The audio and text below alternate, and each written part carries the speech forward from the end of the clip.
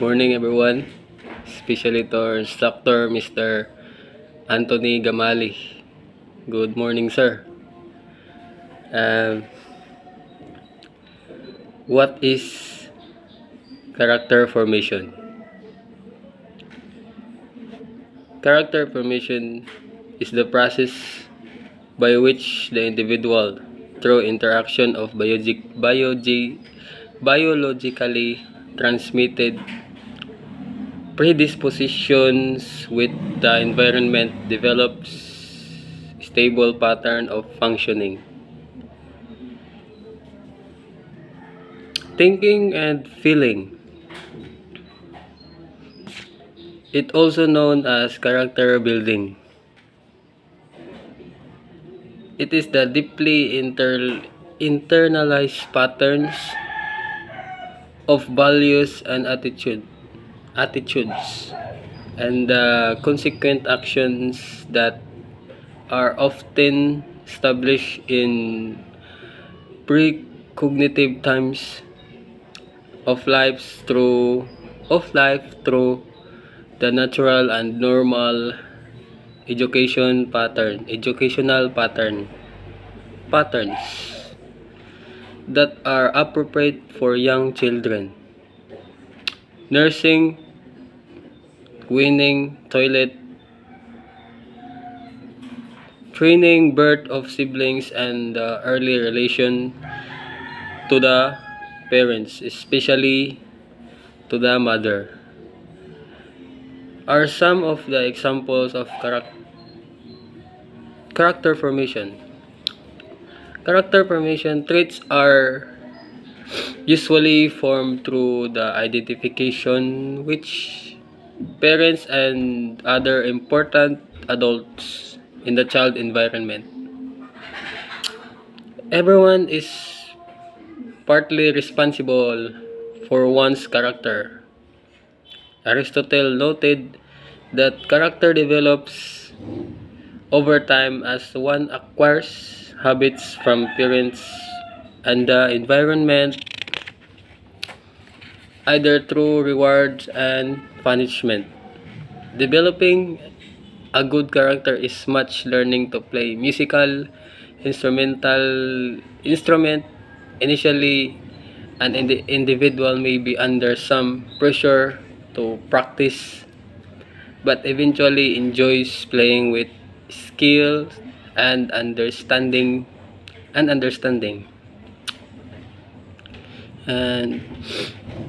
contributing factors for character formation. Number 1, parental influence. Parental influence is the most important of all the factors responsible for personality development.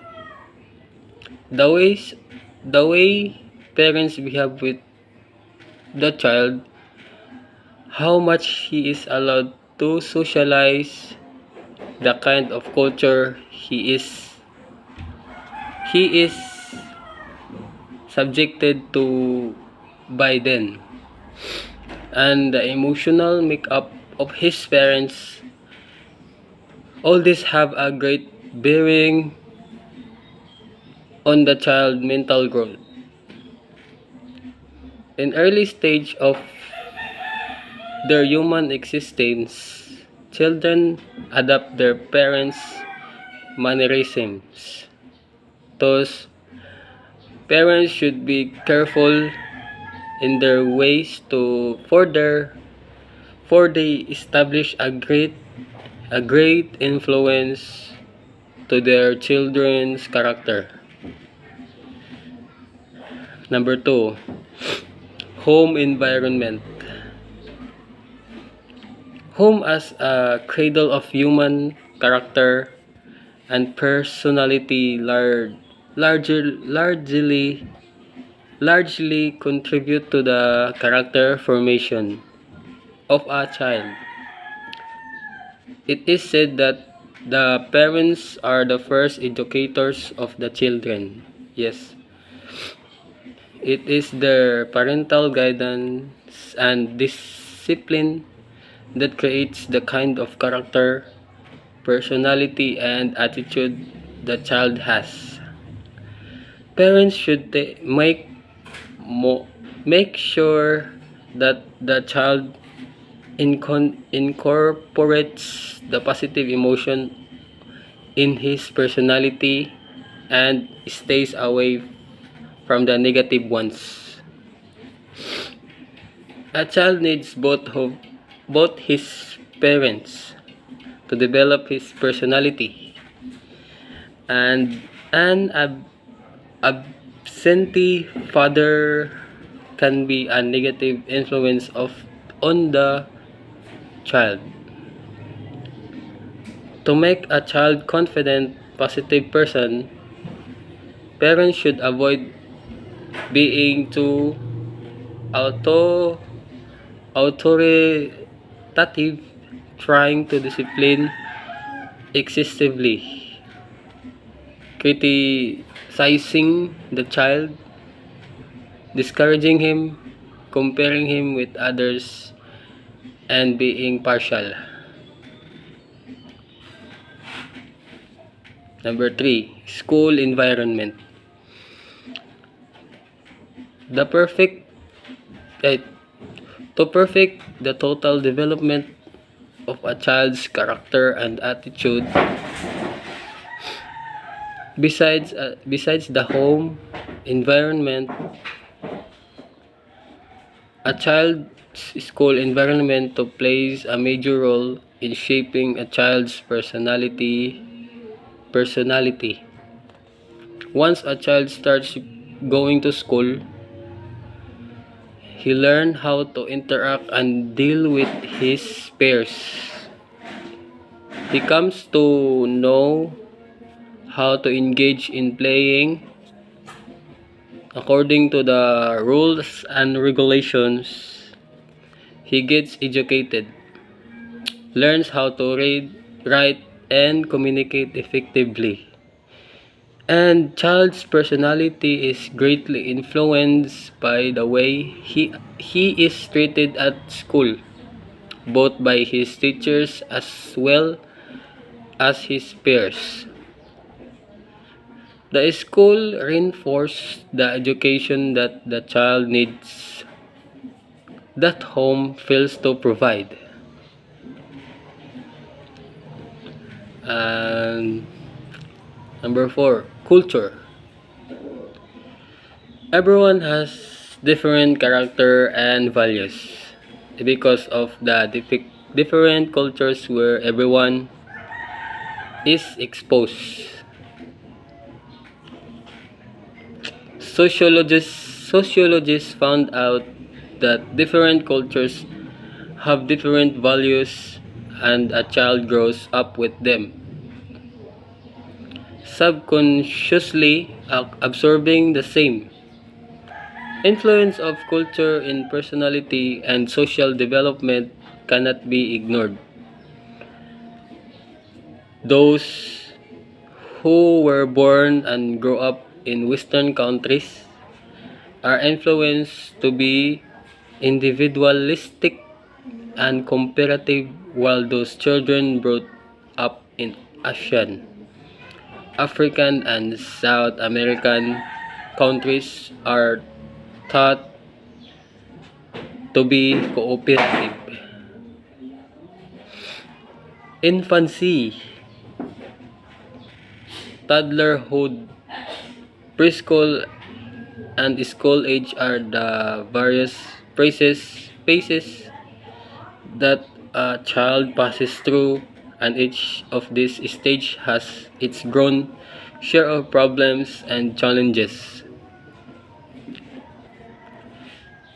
which a child has to overcome with his parents' assistance to turn out to be a well-developed personality.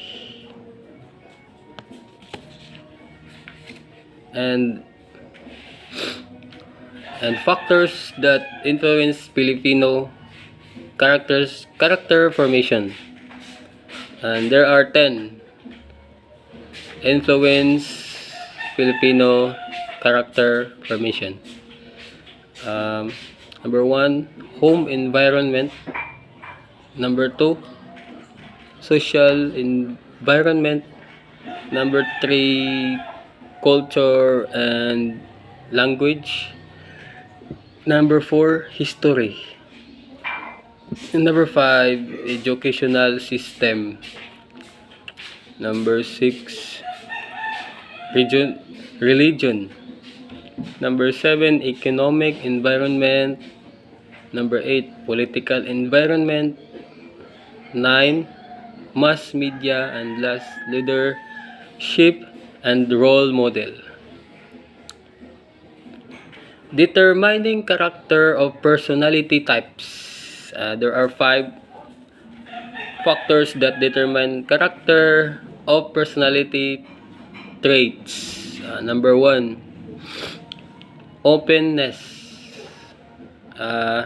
Appreciation for a variety of experiences.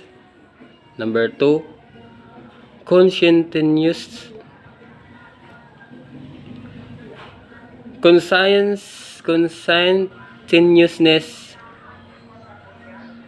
Planning ahead rather than being spontaneous.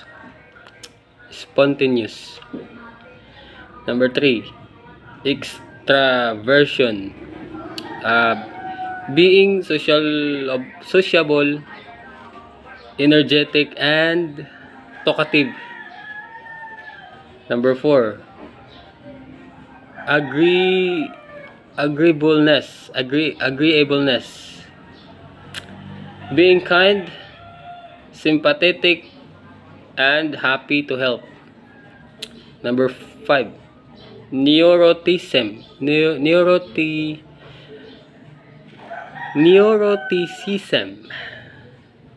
Inclined to worry or be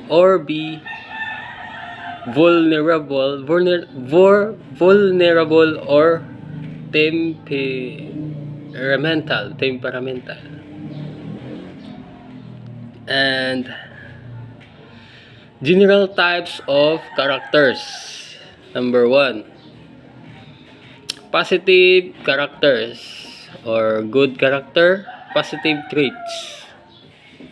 These are attributes such as integrity, honesty, courage, loyalty, fortitude, and other important virtues that promote good behavior and habits. Further, it is said that being honest and taking responsibility for your actions are admirable qualities. Adaptability and compatibility are great traits that can help you get along with others. Drive and determination will help you keep going no matter what. Compassion and understand mean you relate well to others. Patience is a virtue and also a good personality situation.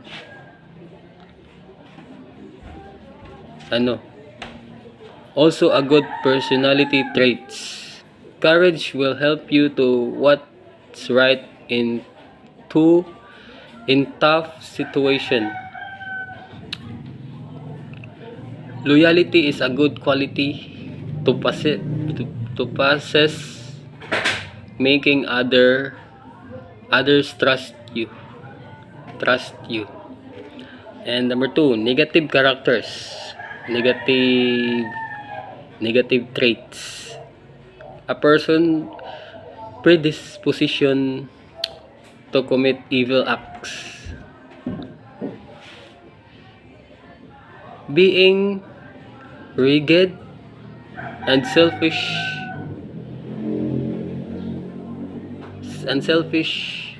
unyielding to the needs of others are not endearing qualities. Uh, Propensity for lying in order to avoid responsibility for our actions is a deplorable quality. Being full of laziness and excuses is sure to drive other way. 2. A hot temper and an inability to empathize with others will also align it of align it us from others.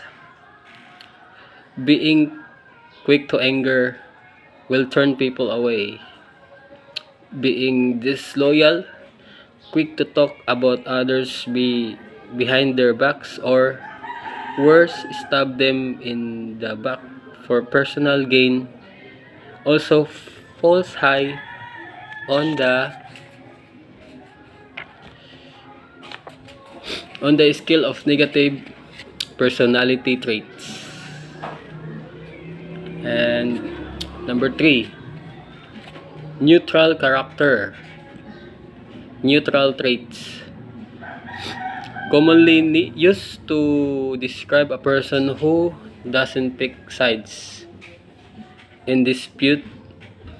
Neutral also picks anything that refuse to be bold. Judges, for example, must remain totally neutral when hearing a case. Manners mavens says that it's best to remain neutral when topics like politics and religion come up during a party. Boxers can look to the neutral corners in the ring to escape a punch. And types of characters, and there are 7 types of characters. Number 1, self-realized character. Number 2, covetous character. Number 3, superstitious character.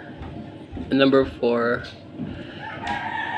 egoistic, overbearing, bossy, and tall talker.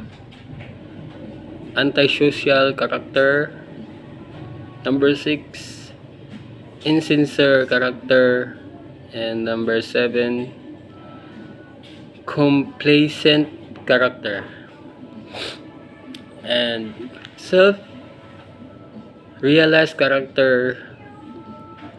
A person with this type of character is ever enthusiastic for the knows his potentialities and limitations. This sort of character is an asset not only the family but also the society in which person's lives. Covetous character. This refers to a jealous or acquisitive character. It is held that person with greed will endeavor to go all out in collecting worldly possessions and fulfilling his personal petty ambitions by adopting any means open to him, even crossing all the limits of moral and ethical limits. And superstitious character. In a way, all are superstitious,